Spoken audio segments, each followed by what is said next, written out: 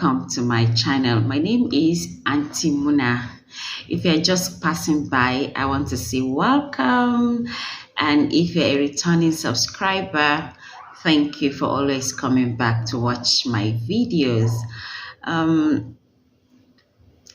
have been a widow for some months now, and this April is gonna make it 5 months I've been away without my husband, and the reality is beginning to sink in into me that one, he's never going to come back. I'm never going to see him again, and that is the transition of life, and it's a moment that as an individual or as a widow, when you find yourself in this situation, it's not easy to just accept what you find yourself in, but it is a gradual process that you should allow God to work with you in every step of the movement.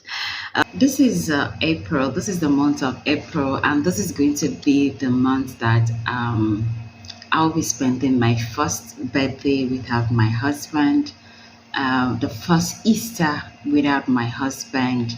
So you can see that so many activities are beginning to take place in first without my husband.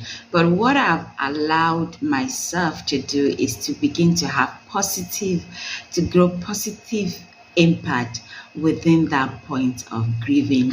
I have tried as much as I can to let anyone that tells you that the pain goes away is a lie. The pain never goes away. It's always there.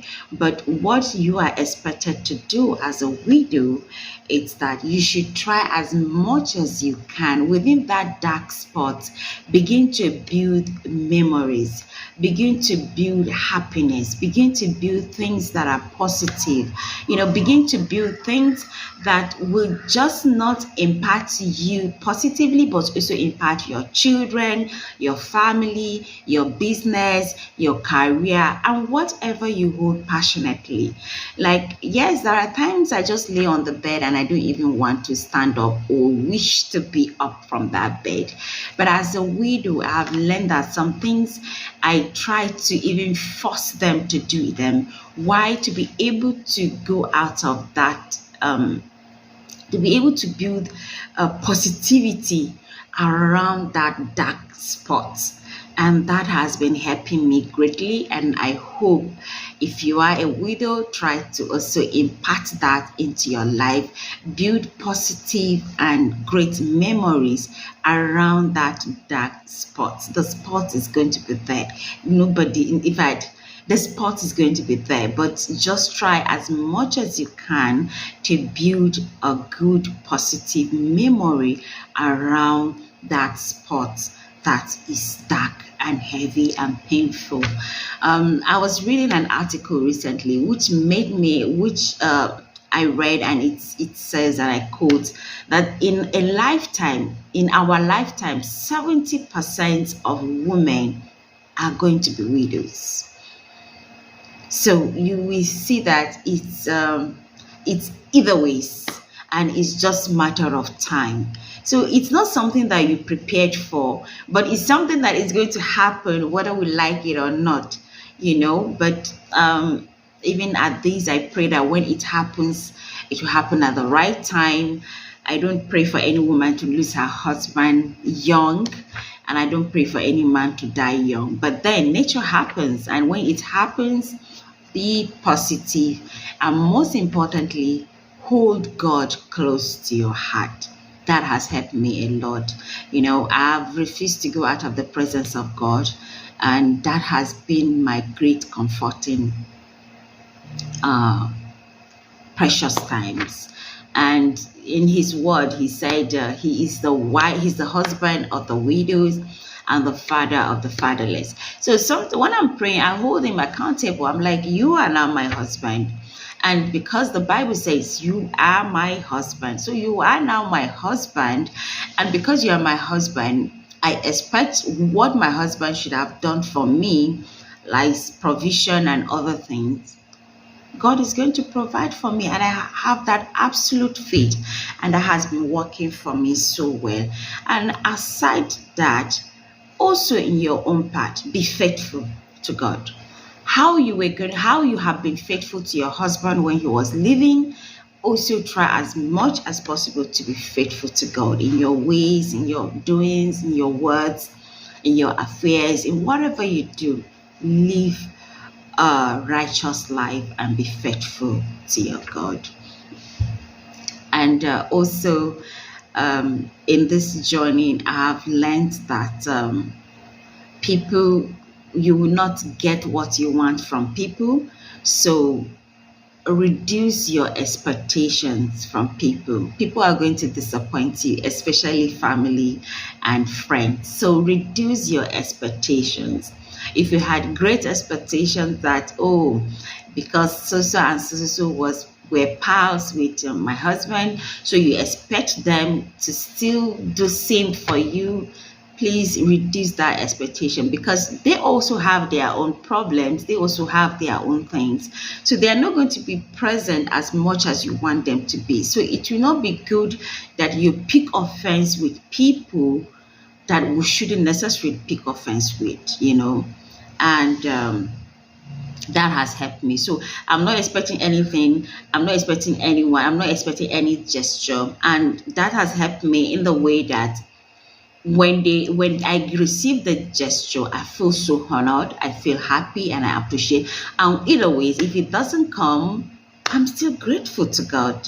I'm still content in the situation I find myself, and I'm still appreciative to Him. So in every, especially the first year of losing our husbands, I notice is mostly the most difficult one, because that is when you have every first of everything without him. First of his birthday, not there. First of maybe Christmas, Salah, birthdays. It's usually the first, and usually the most difficult ones. This is April, and every first of April is mixed feelings for me, because my husband died on the 1st of November 2022. So every first of the month, it's mixed. The first 3 months were sad months for me, but these other few months I've tried to build positivity into it.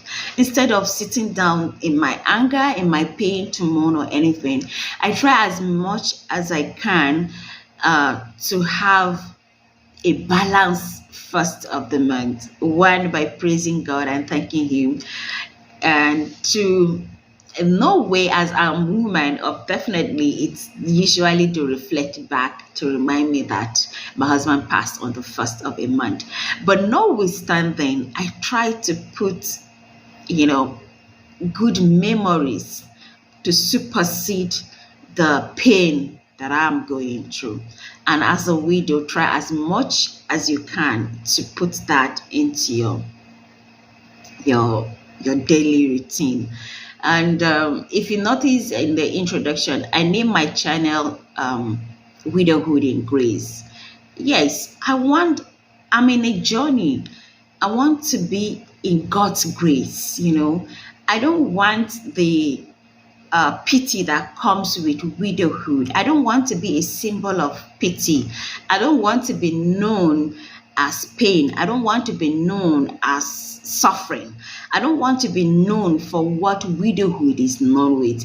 Like, I want that grace of God to be sufficient, to be what I take along with me in this journey, to be what sustain me in general. Like, I just want the presence of God's grace. And when you have the presence of God's grace, you have everything absolutely that you need. And I chose grace. I refuse to be a symbol of pity. I refuse to be a symbol of suffering. I refuse to be a symbol of, known to beg. No, I refuse to be that symbol that is known with widowhood. Rather, I accept the grace of God to take me into this journey. And I hope you have learned something. And I pray that just this. We help you, we sustain you, and God will help us in this new journey that we find ourselves called widowhood. And sometimes what I have done and has helped me is talking to older widows, knowing their pains, what they've gone through, and then learning from their mistakes and trying to see how I can also improve in my own life, in my own day-to-day activities, and how to be strong for your children to stand there. Because my husband died, that doesn't mean I should die, that doesn't mean I should be living and dead. That means I should pick up life and begin to make life interesting. Let the children come back home and be like, yes, our home is still happy, our home is still, even though daddy is not there. So I pray that God give us the strength, because yes, we need that strength. And I pray God give us the grace which is sufficient for us. And I pray God guide us aright, and may we not miss our blessings in this journey. If you're a widow today, I pray for you that God sustain you, God provide for you.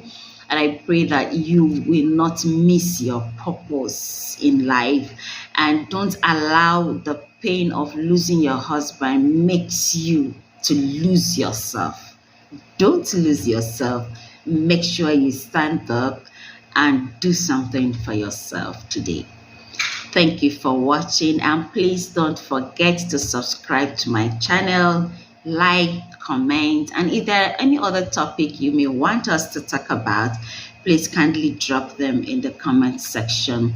As time goes on, I'll be bringing in other widows in so that we share our stories and talk about things we have gone through, because everybody's widowhood journey is not the same. So I pray that this channel give you comfort and also help you to learn and discover some things about you.